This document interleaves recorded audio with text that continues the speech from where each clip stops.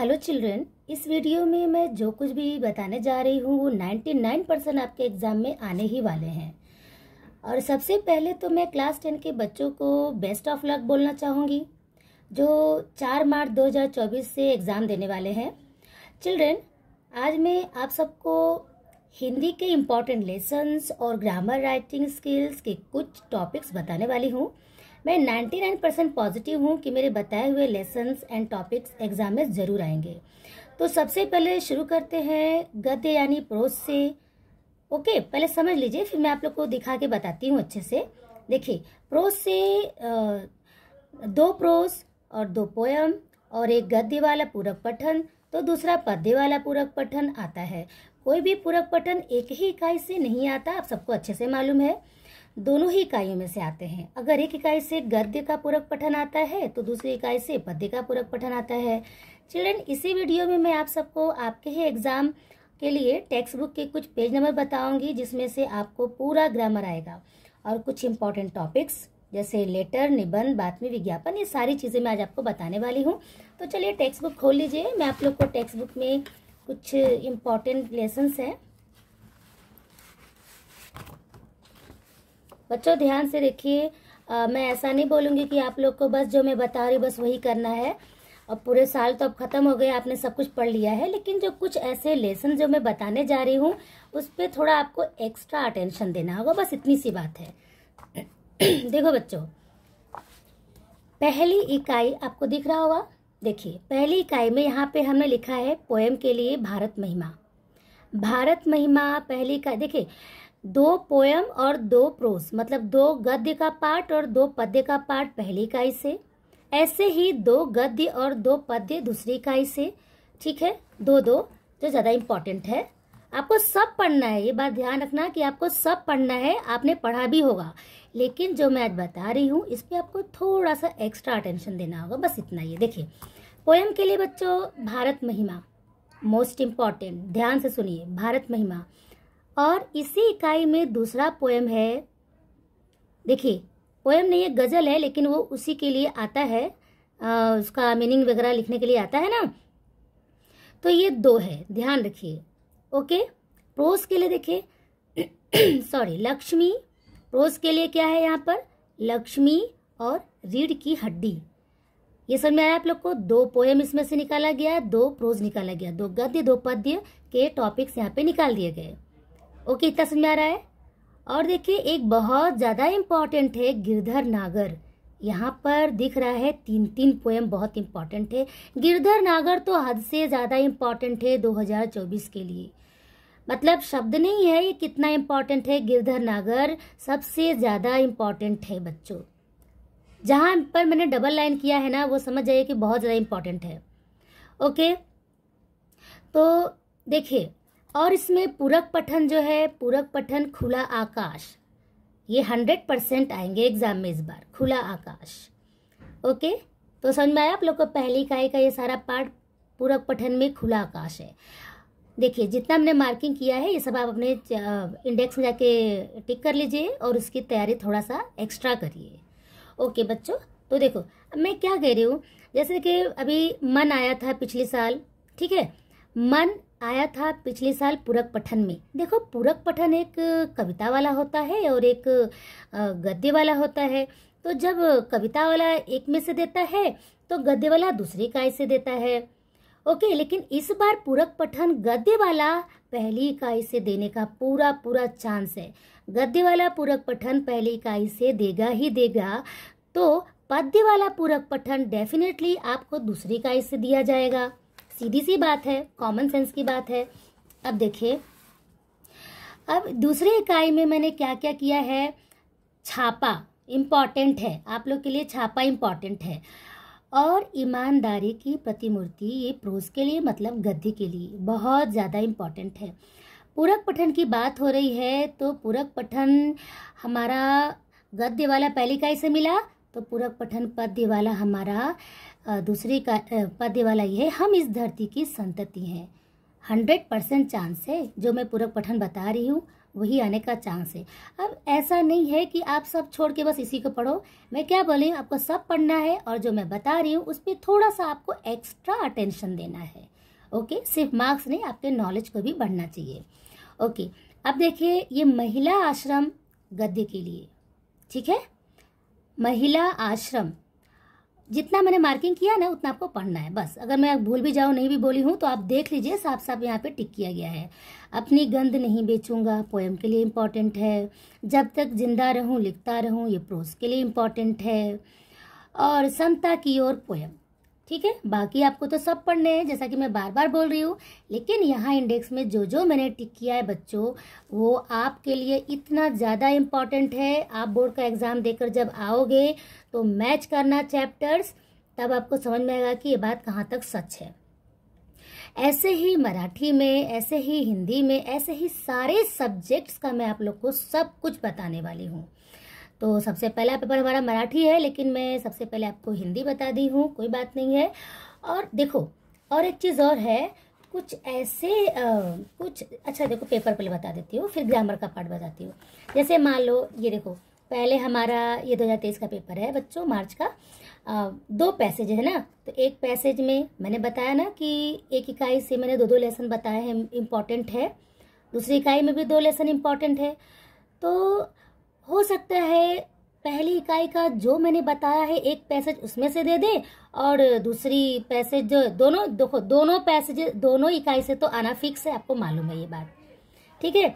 उनमें से ही ये आएंगे। देखो, एक पैसेज ये है, फिर इसके सारे आकृति वगैरह है, फिर यहाँ दूसरा पैसेज आ जाता है, फिर उसका ऐसे करना है। ये सब बहुत ध्यान से करिए। आपके पास डाइजेस्ट हो, मास्टर की हो, टारगेट हो, या जो कुछ भी आपके पास है बच्चों, उसमें से आप ध्यान से पढ़िए, बहुत ध्यान से। और पर्सनल रिस्पॉन्स के लिए तो चिंता करने की कोई बात नहीं है। जो समत वगैरह होते हैं, अपने विचार जिस पे लिखने होते हैं, उसको जो है समझा करिए आप लोग। ये नहीं कि बस उसको रटना चालू कर दे। हिंदी में या किसी भी लिटरेचर में समझ के अच्छे से लिखिए, और थोड़ा लेंदी भी लिखिए, और इम्पॉर्टेंट बातें लिखिए। कुछ भी मत भर दीजिए कि यहाँ पेज भरना है तो कुछ भी भर दे, ऐसा भी नहीं है। ओके, ये सब देख लीजिए। अब देखिए, जैसे यहाँ पे पद्य का पार्ट है, तो पद्य में से मतलब 2 पोयम, एक यहाँ पे है, और फिर इसके लिए इतना इसका दिया है आकृति वगैरह। फिर ये दूसरा है पोयम, ये बरसई जलत का है, हाँ बरसई जलत का है। इसके बाद 2 पोयम हो गया, 2 गद्य होगा, ऐसे इसी फॉर्मेट में आएगा। अब मुझे कुछ बताने की जरूरत है नहीं, क्योंकि अब तो एग्जाम के टाइम आ गया है, सारे बच्चों का काफ़ी नॉलेज हो ही चुका होगा। पूरक पठन देखो, गद्य का है ये, तो गद्य के ऊपर देखो ये कुछ आपको करने हैं। अब फिर यहाँ पे पद्य वाला एक आ गया, मतलब कविता वाला पूरक पठन, ये मन है, लेकिन आपको इस बार गद्य का आएगा। जहाँ तक मेरा पूरा का पूरा उम्मीद है कि आपको खुला आकाश जरूर देगा। और पद्य के लिए कौन सा पूरक पठन बताया मैंने, हम इस धरती की संतति हैं, ये ध्यान रखना आप लोग। ये सब भाषा व्याकरण, देखो भाषा अध्ययन के लिए मैं आपके टेक्स्ट बुक के कुछ पेज नंबर्स बोलने जा रही हूँ बच्चों। उसको आप अभी का अभी अपनी टेक्स्ट बुक में या कहीं पर नोट कर लीजिए, फटाफट वो सब रिवाइज कर लीजिए। सारे के सारे ग्रामर के टॉपिक्स आपको 100% उसमें से ही आएंगे। और बच्चा, हमारा राइटिंग स्किल जो सबसे प्यारा होता है, उसमें आपका टैलेंट देखा जाता है कि आपको कितना मतलब कितना परफॉर्म कर पा रहे हो। देखो पत्र वगैरह सब बहुत सिंपल है, इस समय आपको बताती हूँ। और बच्चों, अगर आपको ये चाहिए पूरा इसका मतलब, नहीं रहने दीजिए, मैं टॉपिक्स आपको अभी बता ही देती हूँ, चाहिए की बात छोड़िए, क्योंकि एग्जाम बहुत नज़दीक है। पेज नंबर मैं बोल रही थी ग्रामर के लिए आपके टेक्स्ट बुक का, वो नोट करो फटाफट। देखो पेज नंबर 9, ओके, 14, 23, 26, 31, 32, 41, 48, 57, 64, 73, 79, 87, 88 और 96। ये पेज नंबर जो मैंने बताए हैं टेक्स्ट बुक के बच्चों, उसको बहुत अच्छे से आप पढ़ लीजिए। और अभी मैं थोड़ा आप लोग को बताने जा रही हूँ कुछ इम्पॉर्टेंट वृत्तांत लेखन, ठीक है। देखो वृत्तांत लेखन के टॉपिक आप नोट कर लीजिए। देखो वृत्तांत लेखन आपने पूरे क्लास 9 में और पूरे के पूरे 10th में जितने किए हैं सब तो रिवाइज करने ही हैं, ओके। लेकिन इसमें से थोड़ा सा और अटेंशन देने की बात जो है मैं बता रही हूँ, जो आने के चांस बहुत ज़्यादा है वृत्तांत के लिए, वार्षिक पुरस्कार वितरण। ओके, वार्षिक पुरस्कार वितरण, बालिका दिवस, बालिका दिवस। ओके। और बच्चों जो चंद्रयान 3 का जो लैंडिंग हुआ था मून पे, वो उसके ऊपर जरूर, चाहे हिंदी में, मराठी या इंग्लिश में, किसी न किसी में आपको वृत्तांत जरूर दे सकता है। उसके ऊपर कुछ तो जरूर देगा इस बार राइटिंग स्किल में, चाहे कुछ भी आपको वो देगा ही देगा। ये बात ध्यान रखना।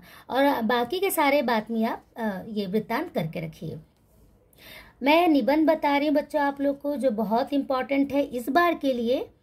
देखिए, आत्मक कथनात्मक इस बार जरूर आएंगे। ओके, देखो सुनो मैं क्या बोल रही हूँ। मैं पृथ्वी बोल रही हूँ, पहला टॉपिक मैंने बताया, मैं पृथ्वी बोल रही हूँ, मैं सड़क बोल रही हूँ, यदि मोबाइल नहीं होता तो, और मेरा प्रिय लेखक, विज्ञान के चमत्कार, क्योंकि इस साल विज्ञान का चमत्कार हुआ है ना, इसके लिए विज्ञान के चमत्कार, काश बचपन लौट आता, और भी तमाम टॉपिक्स बच्चों जो आप लोगों ने पहले से किए हैं, जैसे किसान की आत्मकथा, बहुत सारी चीज़ें हैं। ठीक है, मैंने तो थोड़ा सा आपको टॉपिक बताया, इस पर थोड़ा सा आपको एक्स्ट्रा अटेंशन देना पड़ेगा। पत्र वगैरह जो है, देखिए पत्र भी बहुत खास है। पत्र के लिए जो हम पुस्तकों की मांग करते हैं, कभी कभी कुछ पुस्तकें मंगवाते हैं, कुछ फटी पुस्तकें आ जाती हैं, या जो हमें चाहिए रहती है वो नहीं आती है, उसके लिए शिकायत पत्र हमें देना पड़ता है। तो ये सब रहता है बच्चों, इसके ऊपर आपको पत्र आएगा। और चलो मैं थोड़ा सा अभी बता देती हूँ विज्ञापन के लिए। विज्ञापन तो देखो ऐसा नहीं कि मैं बताऊंगी तो वही आएगा। विज्ञापन बहुत अच्छा एक आर्ट होता है, चाहे जैसा हर टाइप का विज्ञापन जितना आपने 9th और 10th में किया है अब तक, वो सब रिवाइज कर लीजिए। इसके अलावा भी मैं आपको बता देती हूँ थोड़ा सा।